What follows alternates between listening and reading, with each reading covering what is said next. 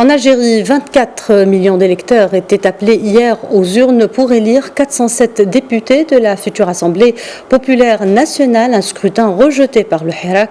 Une partie de l'opposition est marquée à nouveau par une très forte abstention. Selon l'autorité des élections, le taux de participation nationale n'a atteint que 30,20%.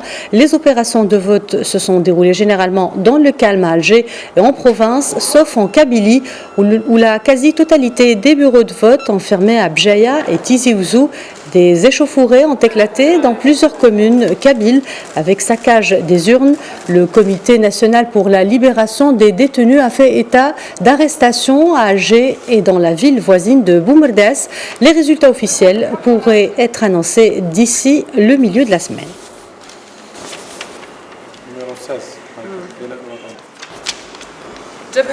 Des élections en Algérie tenues dans un climat de défiance de la population, mais également dans un climat de répression qui a vu de nombreux militants se faire arrêter à la veille du scrutin. Pour l'économiste Omar Benderra, la situation illustre l'incapacité du régime algérien à nouer un véritable dialogue avec le peuple. Ce régime est fondé sur la répression de toute expression autonome ou indépendante ou alternative. Il ne tolère que l'opposition qu'ils ont fabriquée. Ils ne tolèrent que les voix qu'ils autorisent. Ils sont excédés par cette contestation populaire de fond et ils n'ont aucun autre moyen à leur disposition que la répression.